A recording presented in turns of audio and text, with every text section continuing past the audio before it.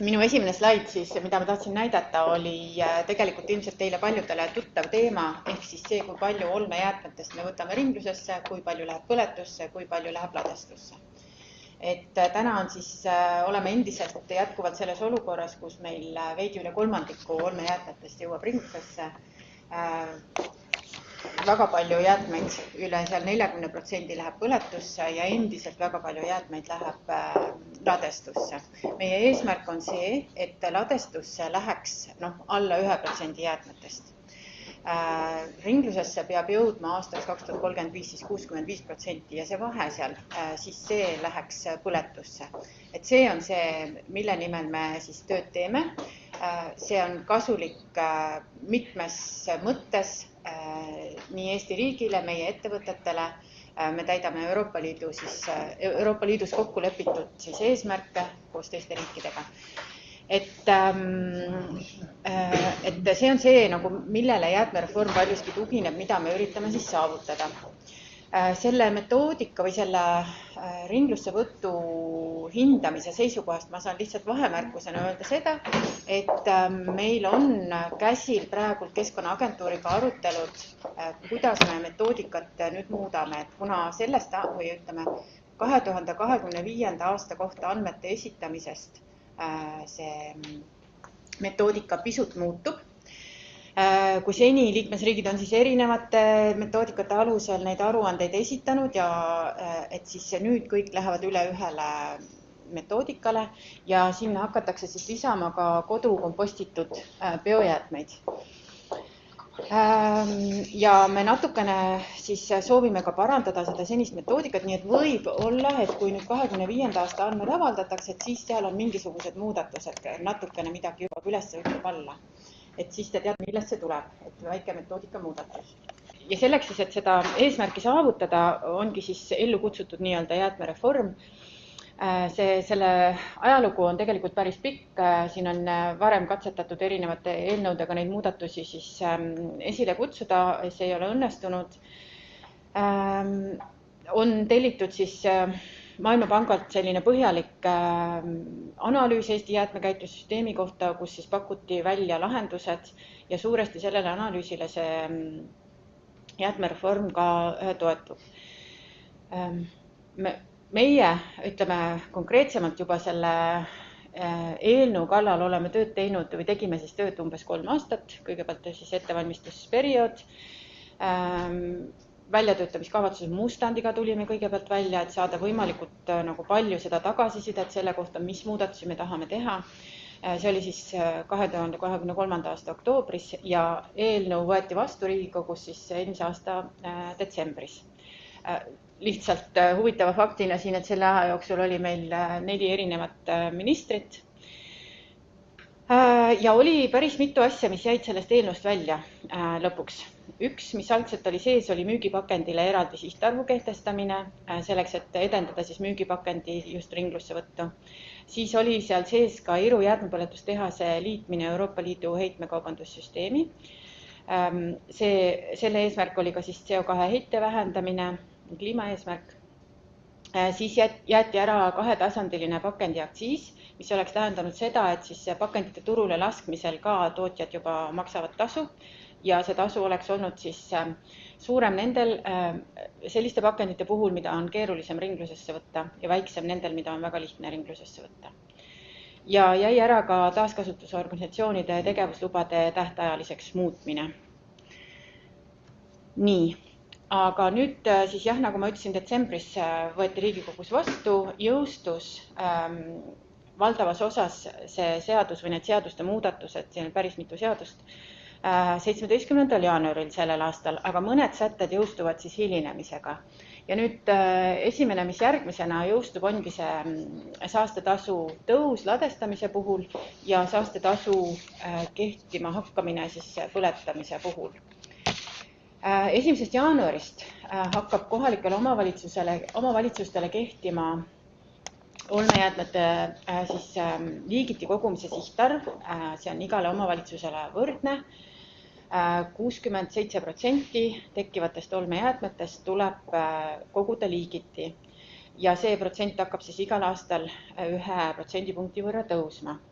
Teine asi, mis sellel aastal 1. jaanuarist jõustub, on siis jäätmeveo saatekirjad, see Pistriku teema ja aruandlus. Sellest siis Kõrel saab täpsemalt rääkida.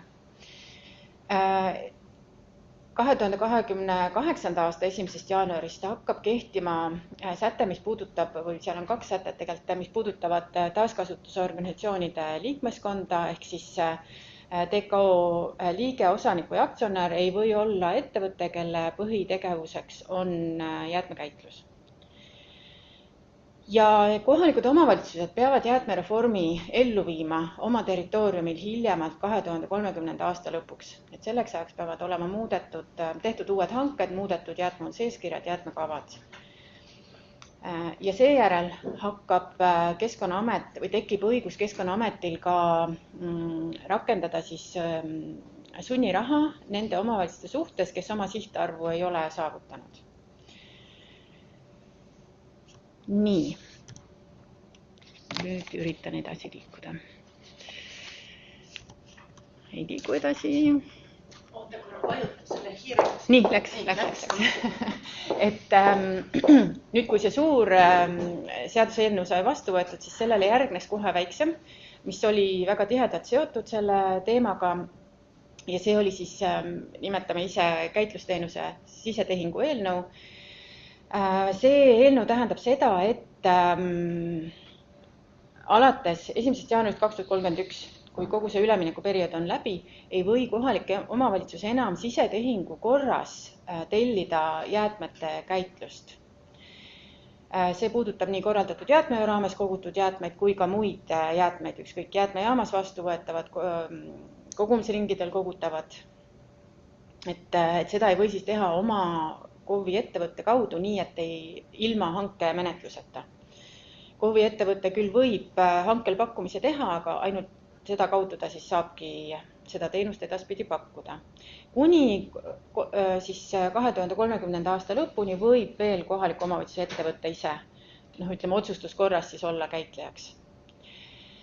Siis selle aasta esimese poole jooksul on siis ka muudetud keskkonnatasu deklaratsioonide määrust ja sinna on siis lisatud põletustasu deklaratsiooni vorm, mida nüüd kõik need, kes jäätmeid energiakasutuseks põletavad, hakkavad siis oktoobrist ka esitama. Pistriku rakendusaktid on töös, Kõrel siis pärast räägib sellest täpsemalt. Siis on alustatud ka kohaliku omavalitsuste selle liigiti kogumise sihtarvu määruse siis eelnõu koostamist, kus siis pannakse paika, et milliseid jäätmeliike täpselt arvestatakse, kes arvestab, mis valemiga siis. Me saame teada, et KOV-id on piisavalt kogunud kokku või ei ole. Ja kavas on selle aasta jooksul veel muuta ka sortimismäärust, ehk siis olmejäätmete liigiti kogumise ja pika nimega määrus.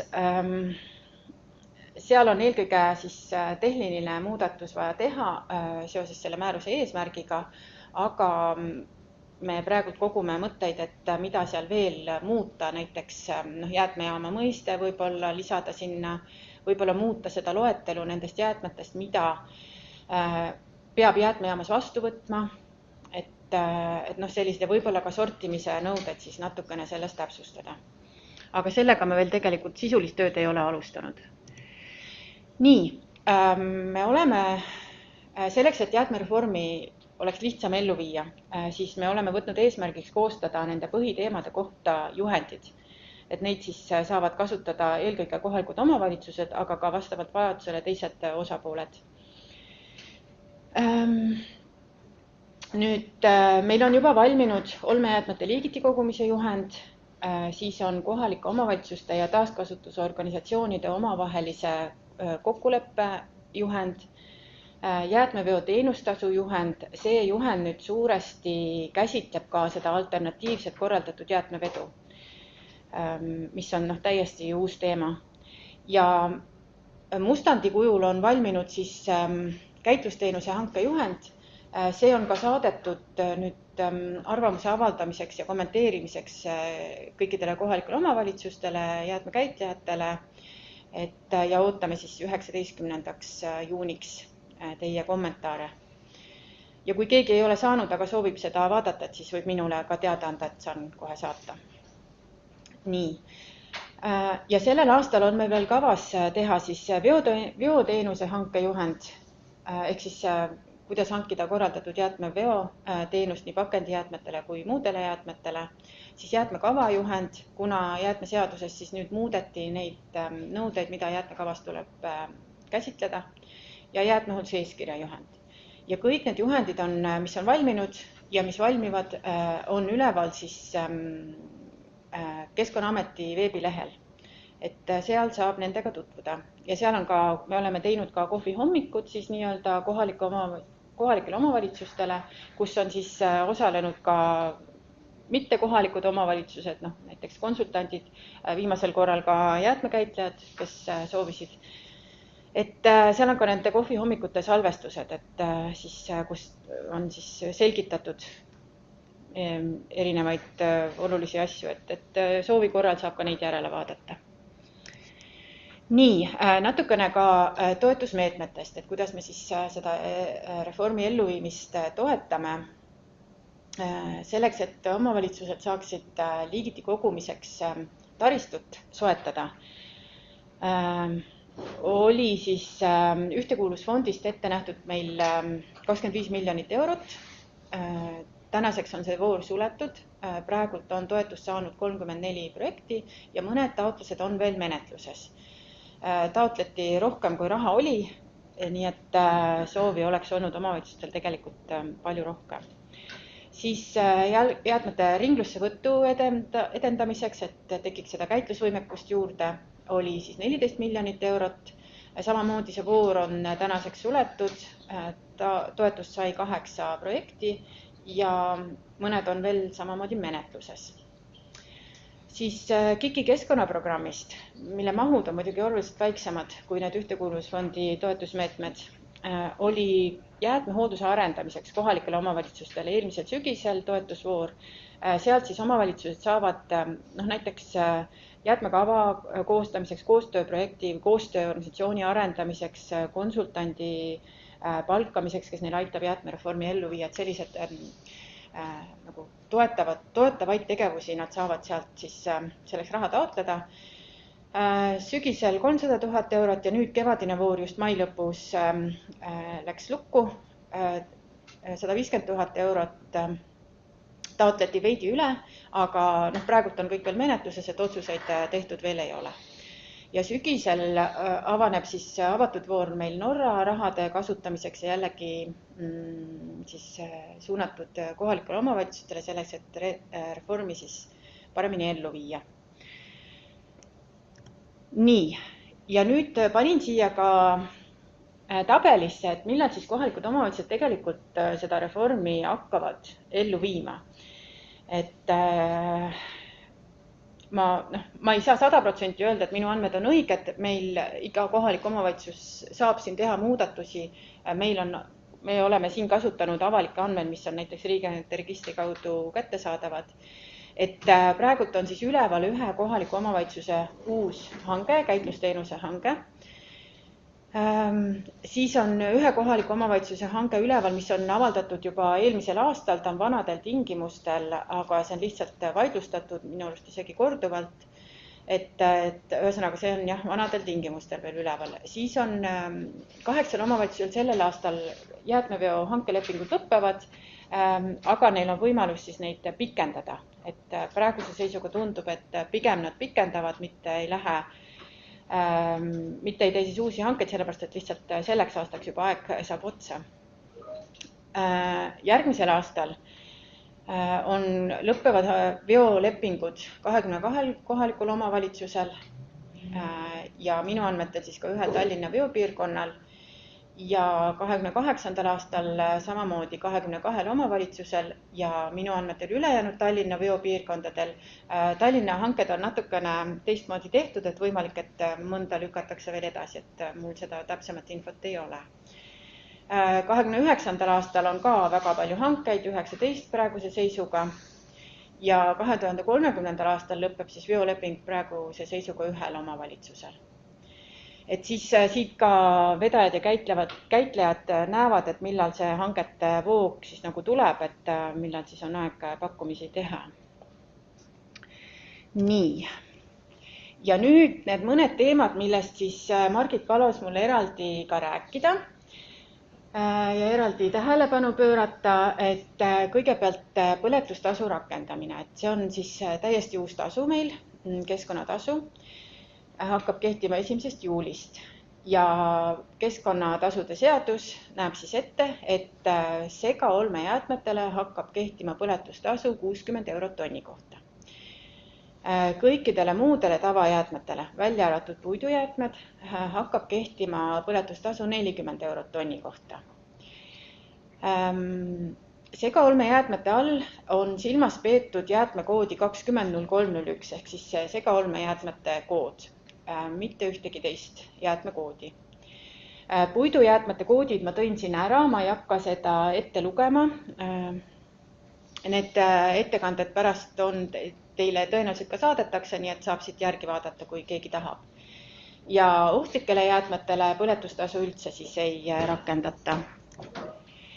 Ja nüüd sortimisjäägi põletustasust, et sortimisjääk läheb selle 40 euro alla, kuna ta ei ole segaolmejäätmed, eks ju. Ja nüüd on tekkinud küsimus, et millal saab jäätmeid lugeda sordituks, et mis nendega peab olema tehtud, mis peab sealt olema välja võetud. Otseselt neid nõudeid kehtestatud ei ole. Oluline on see, et jäätmed peavad olema siis kas käsitsi sorditud või sortimisliini pealt läbi käinud, et siis saab lugeda nad sordituks. Selle protsessi tulemusena tekivad siis need jäätmed, mis suunatakse edasi mingil maal taaskasutusse ja tekib sortimisjääk. Ja see madalam siis tasu kehtib nii segaolmejäätmete sortimisjäägile, mille koodi ma tõin ka siin slaidil ära, ja kõikide liigiti kogutud jäätmete sortimisjäägile. Võib-olla ma nendele jäätmekoodidele väga ei keskendu, et need on siin slaididel ära toodud, aga liigiti kogutud jäätmeid ju üldsegi põletusse otse suunata ei ole lubatud. Et nad peavad igal juhul sortimise läbima. Nii et kui me võtame näiteks suurjäätmed, siis suurjäätmete puhul ei ole võimalik, et põletustasu nendele hakkab kehtima 60 eurot tonni. See ei ole lihtsalt võimalik. Samamoodi näiteks pakendijäätmed või mingi ehituslammutusjäätmed.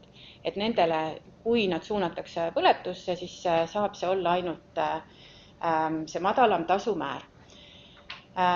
Suurjäätmete näite puhul see 60 eurot tonni saab suurjäätmete hinnale lisanduda vaid sellisel juhul, kui nad suunatakse ladestusse. Nii, aga ka ladestusse on siis, ei või suunata liigiti kogutud jäätmeid, nii et igal juhul kõik liigiti kogutud jäätmed peavad mingisuguse sortimise läbima. Ja nüüd ongi küsimus, et kas neid sortimise nõudeid selles sortimismääruses täpsustada, sest et väga palju nagu küsitakse, et mis kujule need jäätmed peavad olema sorditud, et võib-olla on mõistlik seda seal täpsustada.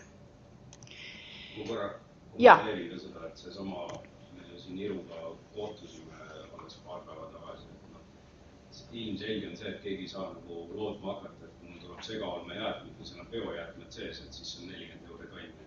Et ikkagi toimub seal Irus mingisugune kvaliteedikontroll või tšekk tõenäoliselt vastavalt nende juhistele, et siis et nüüd nagu loota seda, et mul on, kui me teame sortimisuuringust, et võtame siin Tallinn või võtame üle-eestiliselt, et seal segaolmejäätmetes on biojäätmed kuni 30% sees, siis ei ole mõtetki unistada, et keegi teeb sealt ühe liigutuse, võtab mingi asja välja.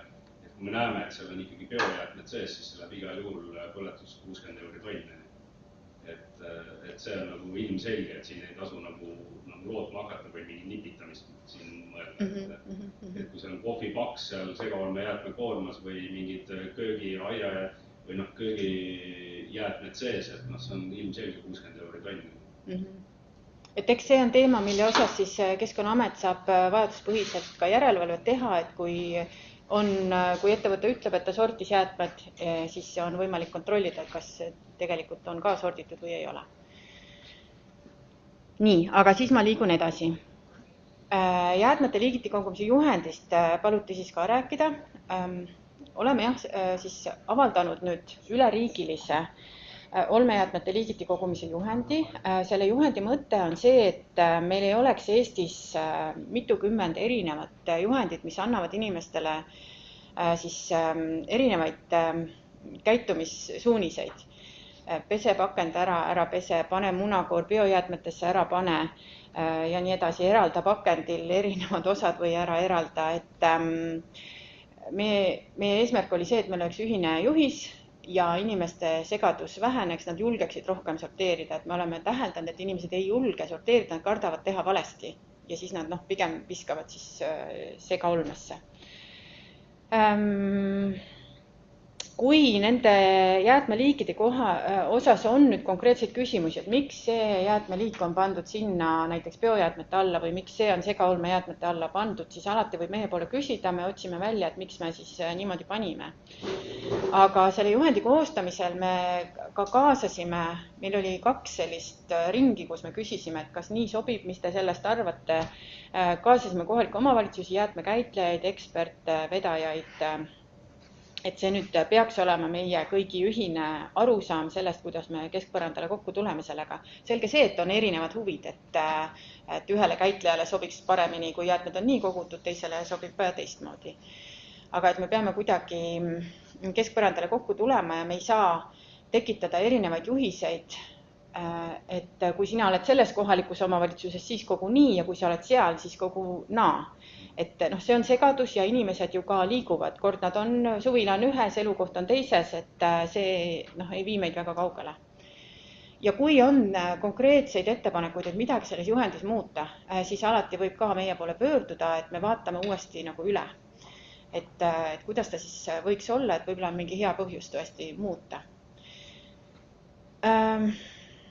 Ja mis ma tahtsin veel selle juures öelda, et see juhend on meie selle Kliimaministeeriumi lehel ka üleval. Esialgu me siis tegime selle kohta sellise kiirjuhendi, tellisime sellise kiire kujunduse sellele. Meil on sellel sügisel kavas suurem selline teavituskampaania liigiti kogumise teemal ja siis see juhend saab ka endale uue välimuse, natukene sellise atraktiivsema ja võib-olla lihtsama välimuse, et praegu on hästi palju teksti ja vähe pilti. Aga miks seda pilti nii vähe on, üks seostuv teema on ka see, et meil on loodetavasti sellel sügise või tegelikult juba augustis peaks selguma, et millised hakkavad olema need Euroopa Liidu ülesed siis pakendijäätmete piktogrammid, millega me hakkame aastast 2028 tähistama kõiki siis pakendeid ja ühtlasi ka konteinereid. Ehk mõte on see, et pakendil, kui ma olen tarbija, ostan poest toote, siis pakendil on sama piktogramm, mis on siis prügikonteineril ja ma tean, ma ei pea mõtlema, ma vaatan, mis pilt on siin, mis pilt on seal, viskan sinna. Ja me ei taha, et me nüüd levitame oma uute juhenditega meie vanu piktogramme, vaid me tahame ära oodata need Euroopa Liidu ühtsed piktogrammid ja siis need paneme ka sinna juhendile, et selline plaan on meil. Nii, kui selle kohta on küsimusi, siis andke teada. Mu korra võib-olla täiendamist, et tänu Margitile ka, et selle üritusele korraldasid, et see on hea võimalus seda infot teile jagada, et te olete jäätmekäitlejad, see on ka kohalike omavalitsuste esindajad. Palun jagage seda informatsiooni, seda juhendit edasi kohalikele omavalitsustele, et me ei saa muidu neid inimesi liigiti koguma või rahvakeeli siis sortima, või meil ei ole üle riigilist selget juhist. Ja see on selle juhendi mõte olnud ja see aitab ka siin nüüd siis selles osas, et need samad põletustasu ja ladestustasu tõusud, et inimestel oleks selgem, et kuhu nad oma siis need jäätmed liigiti koguks. Et siin ei ole niimoodi, et Kliimaministeeriumi töö on see, vaid see on meie kõigi siin ruumis ja ka veebis olijate töö, et me jagaksime inimestele seda õiget informatsiooni ja nii jäätmekäitlejate poolt või siis ka kohalike omavalitsuste poolt, et me peame siin üheskoos inimesi toetama selles teemas, et see juhend on väga hea kohe neile alati ette sööta, et näe, siit sa saad, kui sul on täpsustavad küsimused. Ja mul tuli meelde, mida ma tahtsin veel selle juhendi kohta öelda. See juhend ei ole seadus. Ja meil ei ole ka kavas seda panna, teha seda mingi õigusakti lisana kinnitada, et ma arvan, et see oleks ülereguleerimine, et sellel ei ole lihtsalt mõtet, et püüame mõned asjad ilma seaduse või määruseta kokku leppida. Aga see tähendab seda, et meie poolde näiteks pöörduvad inimesed, et meie liigiti kogumise juhend Kliimaministeeriumi lehel ütleb, et tuleb teha nii, aga ma saan jäätmevedajalt teistsuguse info, et kuidas ma siis pean käituma. Ja siin tegelikult võtmekoht on kohalik omavalitsus. Kohalik omavalitsus on see, kes ütleb, et minu territooriumil kehtib see juhend, et inimesed peavad lähtuma sellest juhendist ja ka jäätmevedaja, kui ta kontrollib konteineri sisu, mida üle antakse, et ta peab lähtuma sellest juhendist. Nüüd väike konks on see, et kui kohalik omavalitsus on oma hankelepingu vedajaga sõlminud varem, enne kui seda juhendit ei olnud, ja ta andis teistsugused juhised, siis võib ka vedaja tõlgendada, et ta võib lähtuda nendest varasematest juhistest. Et seal iga kohalik omavalitsus peab vaatama, kas ta on mingisugused suunised varem andnud, kas mingi kokkulepe on vedajaga tehtud, aga igal juhul võiks nagu töötada selles suunas, et lähtutakse kõik ühest juhisest, sellest üleriigilisest juhisest. Et see ei ole jah seadus, et me ei saa ka kui inimene pöördub, me ei saa öelda, et vedaja rikub näiteks nõudeid, eks, et see ei ole nagu tegelikult õigusakt, ta ei ole nõue. Et kohalik omavalitsus on see, kes otsustab. Nii, siis üks teema, mida Ermel palus mul käsitleda, on see, et liigiti kogumise juhend tundub olevat vastuolus siis ladestamisele suunatavate jäätmete sortimisuuringu juhendiga.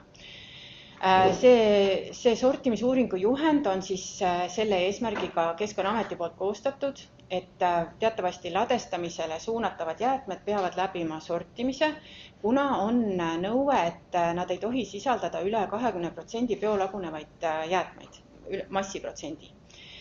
Enamasti siis need jäätmed, mis suunatakse ladestamisele, segaolmejäätmed sisaldavad rohkem biojäätmeid, ehk siis nad tuleb sorteerida ja nüüd on tekkinud küsimus, et miks me lubame segaolmejäätmete hulka selles liigiti kogumise juhendis panna need jäätmed, mida pärast siis prügila käitaja peab sealt välja sortima. Meie vastus on see, et tegelikult need kaks juhendit ei ole omavahel vastuolus, sellepärast, et biojäätmed ei ole sama asi, mis on biogeensed jäätmed või biolagunevad jäätmed. Et nad on siiski erinevad mõisted ja ega siis nende biogeensete jäätmete ladestamine ei olegi ära keelatud, et mingi protsent paratamatult ju läheb neid ka ladestamisse. Ja ma tõin siin, see on küll üsna väikeses kirjas, aga ma tõin siin siis ära, et mis on selles ladestuseelse sortimisuuringu juhendis toodud, nimetatud siis biogeenseteks ja mida meie siis liigiti kogumise juhend suunab segaolmejäätmete hulka. Näiteks suunatakse siis toidujäätmetest meie selles juhendis nüüd segaolmejäätmete hulka näts, toidulisandid ja vitamiinid. Et me ei saa suunata panema neid näiteks biojäätmete hulka, sellepärast, et biojäätmed teatavasti peavad jõudma ju ringlussesse, seal on kindlad nõuded. Me ei tea, mida sisaldavad vitamiinid, mida sisaldavad toidulisandid, et seal võib tekkida siis ringlussevõtuga probleem. Siis ma tooksin siit veel välja paber ja papp, mis siis sortimisuuringu juhend ütleb, et see on 100% biogeenne materjal ja ta ju ongi. Ja meie liigiti kogumise juhend suunab siis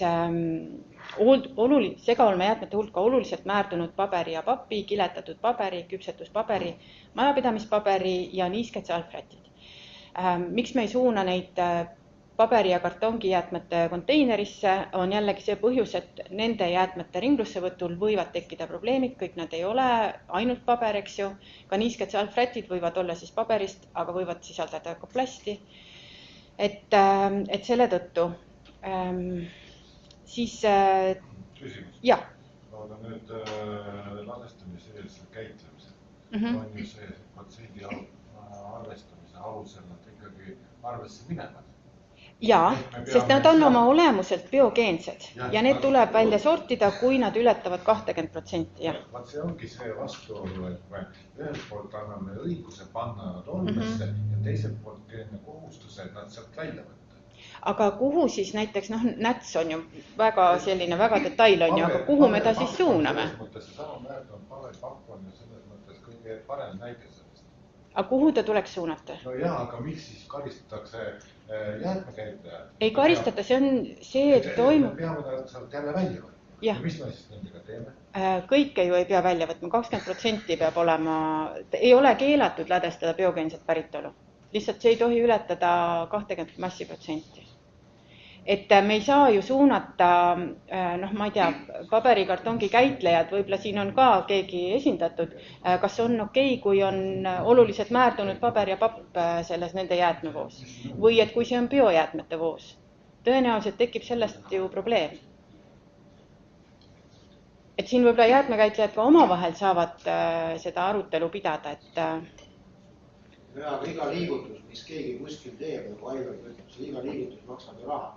Jaa, aga me peame mõtlema. Maksavad selle kinni teised inimesed, kes elavad siin Mustamäel, Rakveres, Kohtla-Järvel, Tallinnas. Tegelikult on nii, et kui inimesed tekivadki sellised jäätmed, siis nad maksabki nad kinni, seda maksab need igal juhul kinni ükskõik, mis voosad on. Sest kui me näiteks paneme seda väga määrdunud paberi või need 50 salvrätid või nätsu panemegi biojäätmete hulka, siis biojäätmete käitleja selleks, et ta saaks teha kvaliteetset komposti või väärtusjärgi peab seda täpselt samamoodi välja sorteerima. Aga võib-olla siis teekski suured sorteerimiskeskused ja mina olen nagu 100% veendunud, et mina olen ära 10 aasta pärast.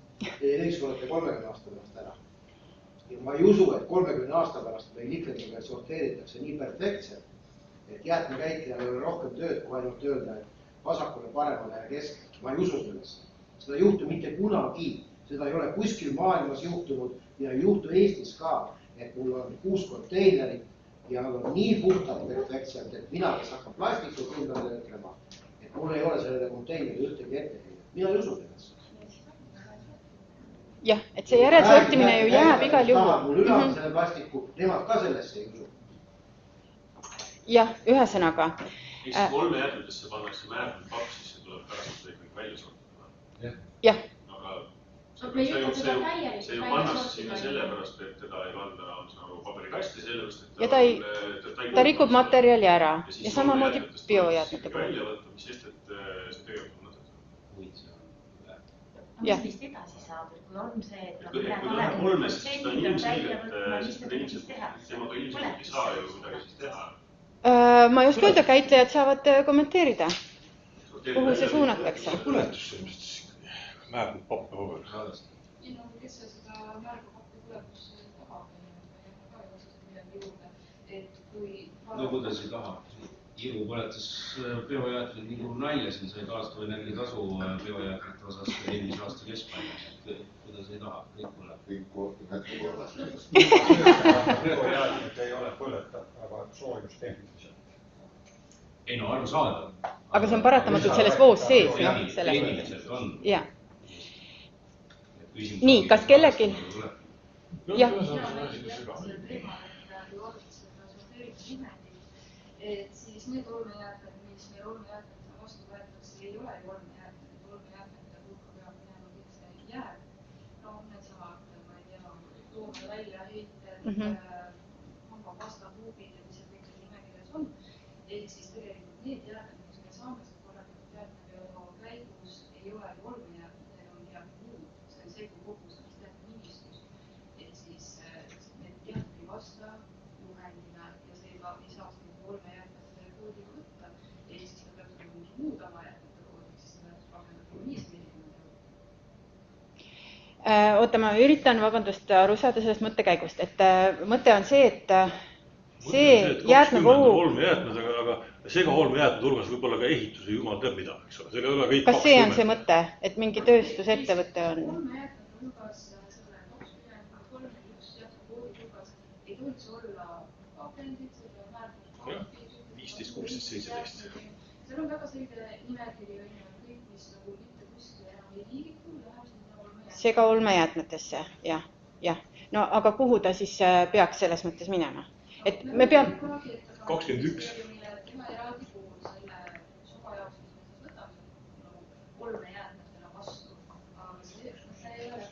aga no ka nüüd ju seda olemust nagu, et see ei aita meil paremaid liigiti kogumise numbreid saavutada, kui paneme ühe koodi juurde, sisu jääb samaks. See ei muuda seda olemust nagu, et te saate öelda näiteks, et ei võta vastu sellelt inimeselt neid segaolmeid sellepärast, et see on täis näiteks biojäätmeid. Aga seda ei tohiks vastu. Noh, et siis sellega saab, aga ta on ikkagi oma olemus, et sinna peaks jõudma ju olmejäätmeid, mitte muud. No see inimene ei tee seda, teine. Seda liigutust ei ole võtta, et ikkagi siis keegi sellest uue koodiga segaolmest võtab neid materjale ja vähemaks välja, see matestus ikkagi ei saa mida sellest. Kui kodanikul üheks väga segamini asjade üle on veel palju, et praegu on nimelt need inimesed, kes väga eeskujulikult sorteerivad, et need tegidki sinna olmejäätmete konteinerisse siis see, mis juhend ütleb, et siis nemad on justkui tublid, need, kes siis segamini sorteerivad, neile peaks asi aga noh, ega eks ta nüüd lähebki tänu sellele saastetasule, eks ju, et mida rohkem sa neid üle annad, seda rohkem sa ka maksad. Aga eeskujulikud liigiti kogujad ilmselt ei tekita nii palju ka siis selliseid jäätmeid, et see jäätme tekkelik on selle võrra väiksem on ja võib-olla ei viska nii kergekäeliselt siis väga määrnite paberite. Tekke on väiksem on ja see tasu on ikkagi sama, mis kõigile teistele selles kontekstis on. Aga ma praegu liiguks edasi, sest meil on aeg jookseb ja mul on veel mõned slaidid siin. Ühesõnaga, ma selle joonise kohta või selle tabeli kohta veel tahtsin öelda, et kui nüüd käitlejatel on mingi konkreetne jäätmeliik, mis teie leiate, et te justkui peate välja sorteerima, aga ei ole biogeenne ja millel on nagu mingi oluline maht ka taga, et siis andke teada, siis on võimalik Keskkonnaametiga see juhend üle vaadata, et võib-olla see siis ei ole ikkagi, võib-olla seda tõesti ei tulegi välja sortida. Et teie olete praktikud, teie teate täpselt, mis asjad need on, mis need mahud on, et siis olge head ja tooge meile need näited. Nii, aga ma liigun siit praegult edasi, siis paluti rääkida ka sellest, et võõrised pakendijäätmetes, et kuidas seda käsitleda. Pakendiseadusesse on nüüd toodud võõrise mõiste ja võõrised on siis need jäätmed, mis oma olemuselt ei kuulu pakendijäätmete hulka. Ja teisest küljest taaskasutusorganisatsioonid ei või lugeda võõriseks pakendijäätmeid, mis on üle antud koos pakendijäätmetega. Näiteks, kui klaaspakendi mahuti või klaaspakendi koorem tuleb sinna vaheladustuskohta ja seal sees on näiteks pappkastid, siis neid pappkaste ei saa taaskasutusorganisatsioonid lugeda võõriseks, sest neile antakse üle pakendijäätmeid ja nende käitlemine on taaskasutusorganisatsiooni kohustus või siis tootjate kohustus. Kommenteeriks seda lause kohe, et see lause on kohe nii vale kui üldse olla saab. Reaalsust ikka nii kaugel, et võõris on see, kui sul on konteinerisse pandud asjad, mis sinna ei tohi panna. Et selle lausega sisuliselt sa ütled, et klaaspakendi ringilt tuuakse segapakendid, see on täiesti okei, sellepärast, et seal on mõned pudelid sees. Et see ei lähe kuidagi nagu päris maailma kokku, et ei saa nagu öelda, et TKOD-le üleandmiseks muutsime nüüd sellise lause, et võõris ei ole see, kui on valed asjad vales konteinerid. Täiesti.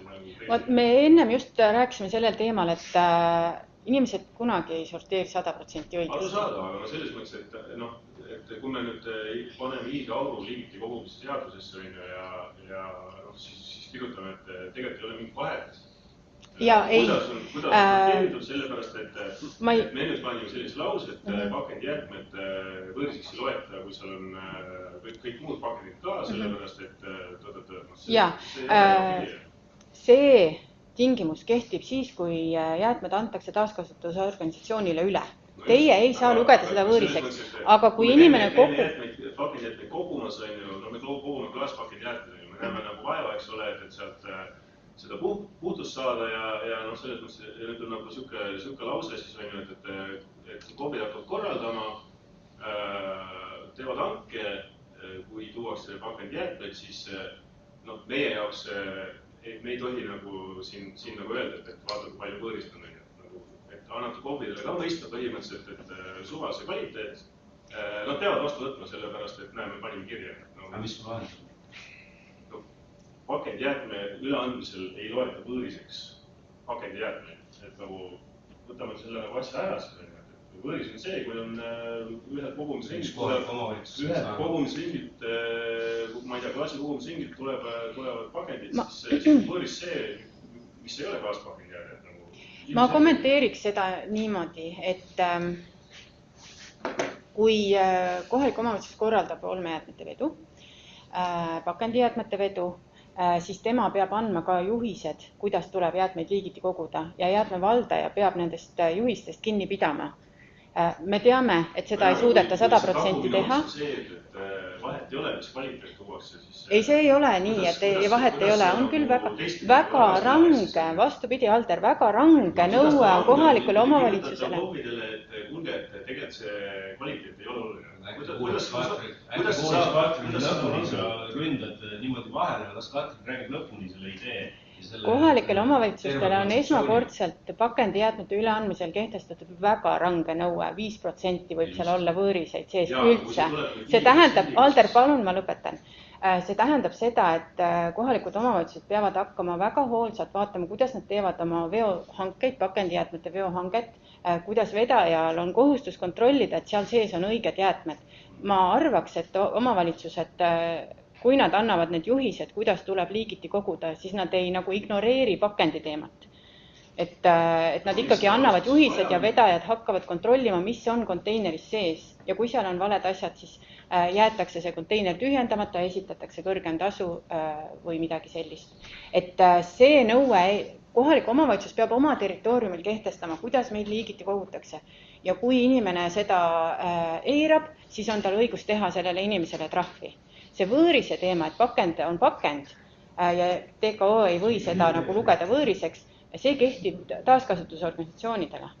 See on selle sätte mõte. See ei lähe ikkagi ju nagu reaalselt kokku. Ma saan aru, et see range soov 5% saavutada, siis et oleks nagu maksimaalselt 5% nagu muid jäätmeid.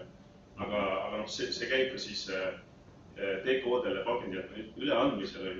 See tähendab siin ju konkreetselt seda, et kui sa annad pakendijäätmed üle, klaaspakendijäätmed näiteks, või pappakendijäätmed, siis ei ole vahet sellel, kas seal on 5% või 50% muid jäätmeid. Ja meie peame selle vastu võtma. Te ei pea vastu võtma? Okei, me võime tagasi lükata, aga me tahame seda pakendit saada. Aga sisuliselt on nagu nullib ära selle nagu mõtte. Okei. Sa esindad ühte taaskasutusorganisatsiooni, eks ju? Taaskasutusorganisatsioonina sa sõlmid lepingu kõikide kohalike omavalitsustega. Selles kokkuleppes on sul võimalik kokku leppida, mis juhised, kuidas käitutakse, mida kogu peab sorteerima. See on päris elus raske sellepärast, et samad asjad tulevad selle lauadega välja. Sellepärast ma räägin seda. Aga ega see, kui me kirjutame seadusesse mingid asjad, ega see ei tee siis elu lihtsaks, et paratamatult on sellised asjad, millega üks pool on nõus, teine pool ei ole nõus. Aga et see põhimõte, et pakend on pakend ja sellele kehtib tootja vastutus, et sellest me ju üle ei saa. Aga kui nagu hangitakse teenus, mille eest meil tuleb tasu maksta, tuuakse siis nii-öelda koju, eks ole, materjali ja paneme kirja, et vahet ei ole, milline see kvaliteet. See ei ole õige, et vahet ei ole. Võõrist 5%, aga pakend ei lähe võõrise hulka lihtsalt. Ühesõnaga, klaaspakendis võib olla nii palju teisi pakendeid. Kui selline olukord peaks juhtuma, kui selline olukord peaks juhtuma, vähe tõenäoline. Aga eks elu näitab, me ju ei tea, me ei ole sellisel kujul seda ellu viinud. Hästi kiiresti võib selle asja kokku võtta. Praegu on see ülemineku aeg. Teise kirjutasid 2031, eks ole, tegelikult. Senimaani kehtib selline mõiste nagu segapakend. Ja kui inimene vabatahtlikult, näiteks korteriühistu vabatahtlikult kogub pakendeid oma korteriühistu juures, siis sinna pannaksegi mitmeid pakendeid sega. Praegu, tähendab, see ülemineku aeg on kohalikus omavalitsuses nii, nagu temal lõpeb see veoteenuse leping ära.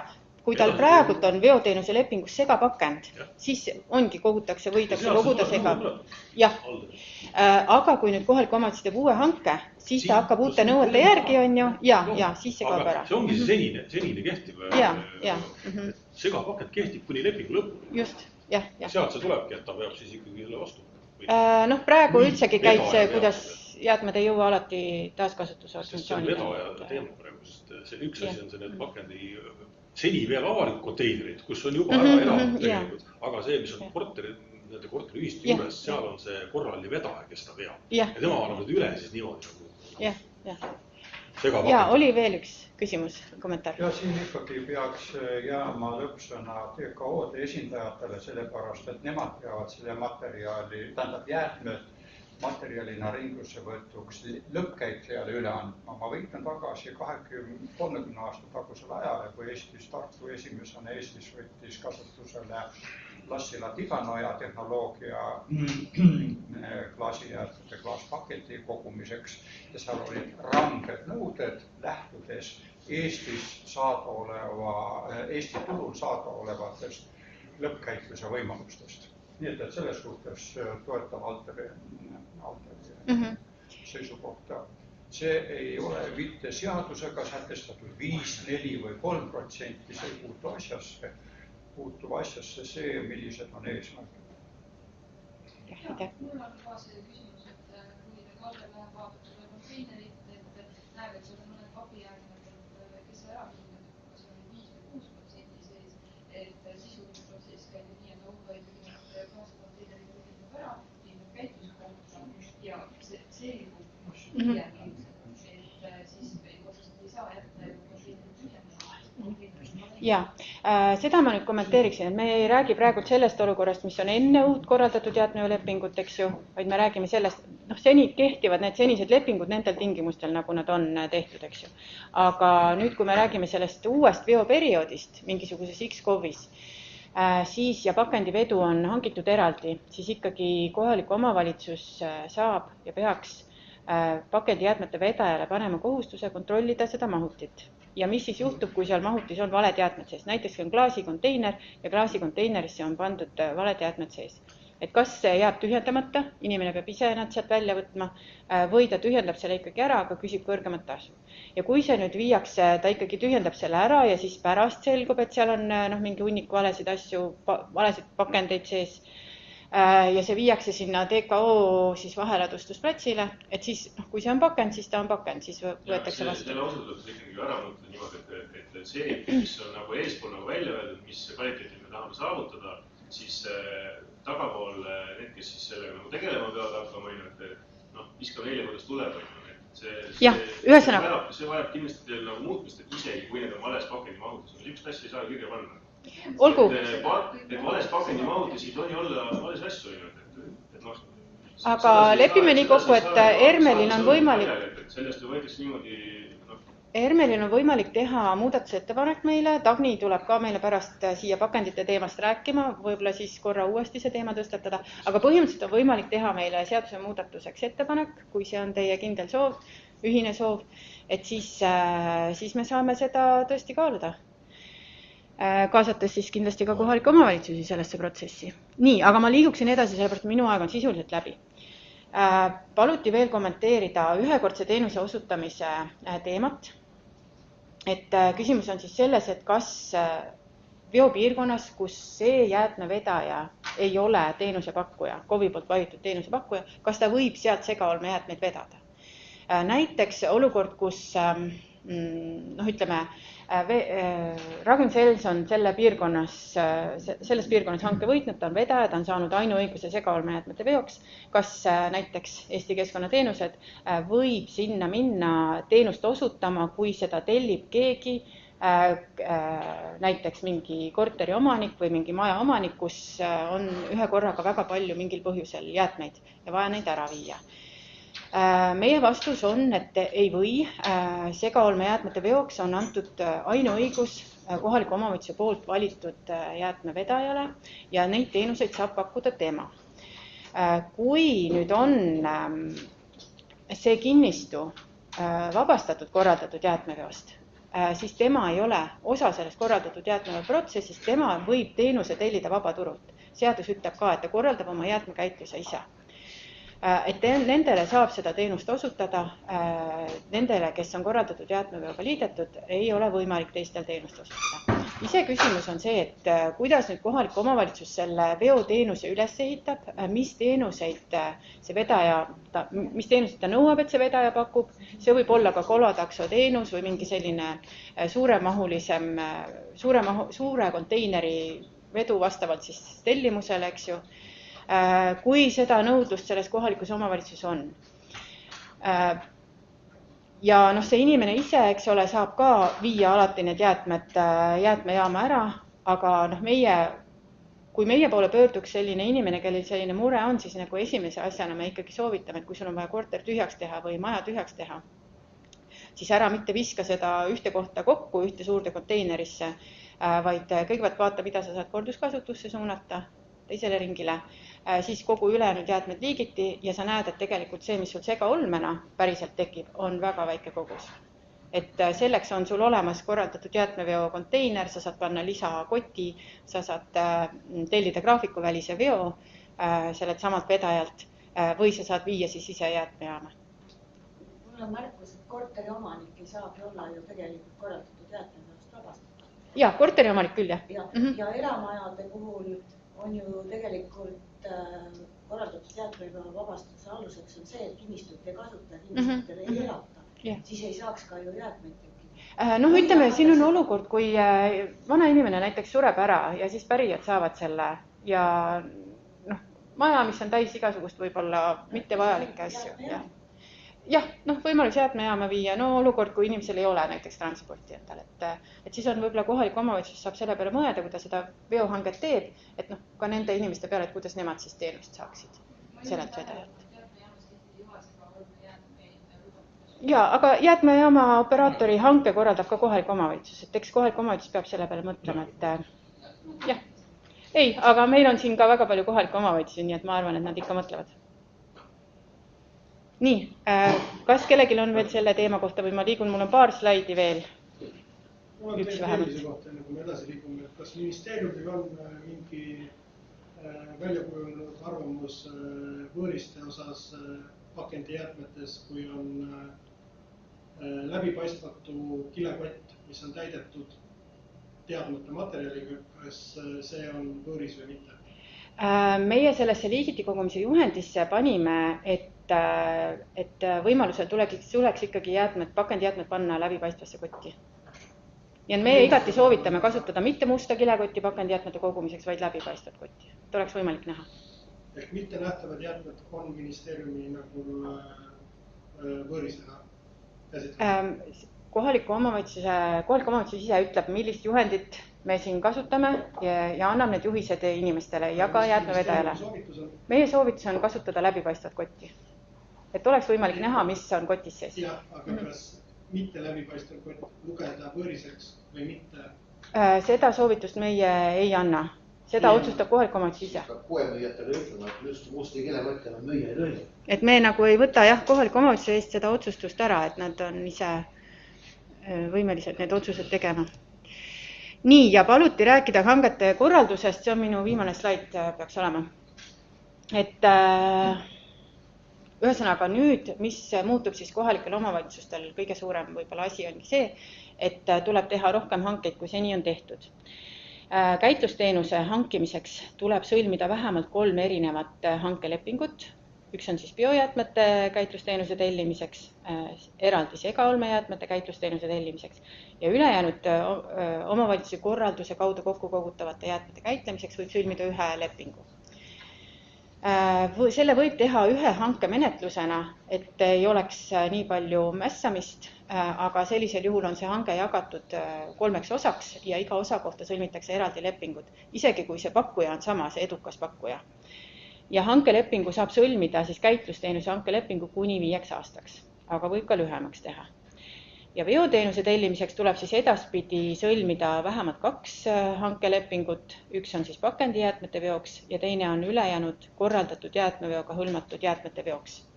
Ja samamoodi võib siis teha ühe hankemenetlusena, mis on jagatud osadeks ja sõlmitakse eraldi hankelepingud. Ja pikkus on ka sama, ehk siis 5 aastat. Siin oli küsimused ka biojäätmete käitluslepingu kohta, et kellega võib biojäätmete käitluslepingu sõlmida. jäätmeseadus ütleb, et kohalik omavalitsus peab tagama, et biojäätmed võetakse ringlusesse, ehk siis biojäätmed peavad lakkama selle lepingu tulemusena, need, mis kokku kogutakse. Ja selleks, et kohalik omavalitsus saab seda tagada siis, kui ta sõlmib ise otse lepingu biojäätmete käitlejaga, kellel on siis sertifikaat või kes on seda sertifikaati omandamas või kes siis tagab nende jäätmete lakkamise mingil muul lubatud moel, et siin on mingi Euroopa Komisjoni mingi muu rakendusakt või siis ka mõnel juhul võib olla siis Keskkonnaameti nagu eraldi otsus, kui seda ei ole reguleeritud. Et võib ka selline olukord tekkida. Aga selle pakkumise siis, kui on vajadus, biojäätmete käitlushankel võib teha ka ühispakkumise, kus on siis nii käitleja, see biojäätmete lõppkäitleja, kellel on sertifikaat ja kellel on käitluskoht, kui ka siis on see nii-öelda vahendaja seal juures. Et võib ka sellise...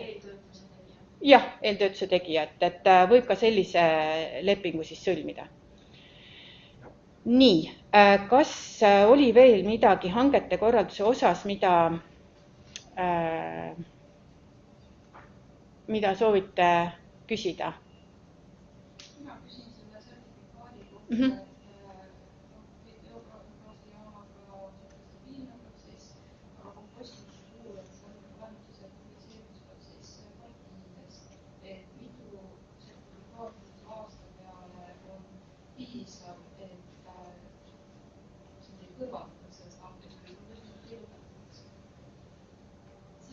sertifitseerimine ju ei toimunud, et siis iga aasta mitu sertifikaati väljastatakse. Komposti tootjale väljastatakse sertifikaat ja kontrollitakse neid partiisid, aga see info, kas on sertifikaat olemas, on sertifitseerimiskeskuse kodulehel kättesaadav ja ilmselgelt võib tekkida mingeid kõrvale kaldeid, aga ma ei tea, et meil oleks kompostit kuulunud seda olukorda, kus keegi on sertifikaadi kaotanud, aga pole seda tagasi saanud, et on püsivalt mingid probleemid.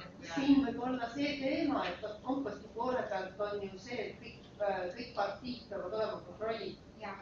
Ja võib olla, et üks partii näiteks ei vastagi nõuetele ja ta ei olegi toode. Ettevõttel sertifikaat küll on olemas, aga see konkreetne partii nõuetele ei vasta ja teda tootena müüa ei tohi. See variant on olemas. Aga sertifikaat on tootjal olemas. Selles mõttes küll teeb seda toodet, tal on õigus teha toodet. Nii, okei. Sertifitseerimiskeskus vaatab seda ettevõtet siis korduvalt üle ja ta näiteks terve aasta jooksul ükski partiidest ei ole õnnestunud. Et kui see sertifikaat võetakse ära, kas siis kohalik omavalitsus peab 5 aasta jooksul otsima uue partneri või see on siis see alternatiivne käitleja ja mis õigusel see alternatiivsel käitlejal on, kas ta saab mingit stabiilset tasu, et ta hoiab käitlusvõimetus siis varus kogu aeg või ta peab lihtsalt ootama? Selles mõttes nüüd sõltub sellest, kuidas kohalik omavalitsus oma lepingu üles ehitab. Et kui ikkagi sertifikaat võetakse ära, siis sellelt, kellega on leping sõlmitud, et siis tõenäoliselt on seal kas leppetrahv või lepingu ülesütlemine. Eks ju? Et siis tuleb teha uus hankeleping, aga kohalik omavalitsus saab ka teistsuguseid tingimusi seal ette näha, et näiteks alternatiivne käitleja, kui ta arvab, et see tagab talle mingisuguse kindluse selles suhtes, et jäätmed saavad ringlusesse võetud. Mina omalt poolt ütleks veel seda, et see sertifikaadi omandamise teema, et hankel osalemisel on lubatud ka see, et sertifikaat on omandamisel, siis tegelikult päriselus on päris mitmeid juhtumeid ka see, mis ettevõtte reaalselt sertifikaati ei saa. Ja kuidas see on hanke võitnud, siis tegelikult siin minu arvates on omajagu probleem, et ta on juba nii-öelda tegevust alustanud, sertifikaati ta ei saa ja edasi. Ja, et miks me võimaldasime üldse seaduses seda või seletuskirjas seda olukorda, et ettevõtte pakkuma saab tulla ka ettevõtte, kellel veel sertifikaati ei ole. Oligi tegelikult käitlejate endi ettepanekul, et uued käitlejad saaksid turule tulla. Et vastasel juhul tuleb kogu see biojäätmete voog ainult nendele ettevõtetele, kellel juba on sertifikaat. Ja keegi ei ehita üles tehast ilma, et tal oleks jäätmevoog, mis sinna peale tuleb. Et see on see mõte, jah. Aga siis on see lahendus, et ta võib sõlmida sellise ettevõttega lepingu, kes on sertifikaati taotlemas ja ta võib sinna lepingusse seada tingimuse, et kui esimese aasta jooksul seda sertifikaati ei omandata, siis leping lõpeb. Ja. Aga kui omandatakse, siis ta näiteks kestab 5 aastat. Ja. Nii, aga minu poolt kõik. Ja. Kui siin on näiteks uue tehasega tegemist ja näiteks selles piirkonnas on juba hanked just välja kuulutatud, ehk siis 5 aasta pärast tõenäoliselt tuleb uus hange, et kas see, oletame näiteks biogassijaam, mis on aastat püsti pandud, käitusvõimekus on olemas, 5 aastat ühtegi hanget ei saa, kust on jäätmetele saama? Jaa, aga see ongi täpselt see teema, mis ma praegult rääkisin, et saab sõlmida hankelepinguga sellisega, kellel veel sertifikaati ei ole, selleks, et need uued saaksid turule tulla. Ei. See hankelepingu kestus on ju kuni 5 aastat, see tähendab kõik omavalitsused teist 5 aastat.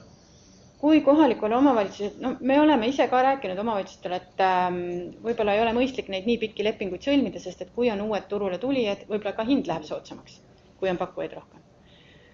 Aga selles mõttes, et need teemad ja küsimused ja teie kõhklused on väga head tuua ka kohalike omavalitsusteni, et kui me järgmine kord Keskkonnaametiga koostöös korraldame käitluse hankimise teemalist seda kohvihommikut või infotundi, et siis kindlasti kutsume ka käitlejad ja need mured on õige tuua just, või need nüansid, eks ju, mille peale mõelda, kui hanget üles ehitada, on mõistlik tuua siis omavalitsusteni.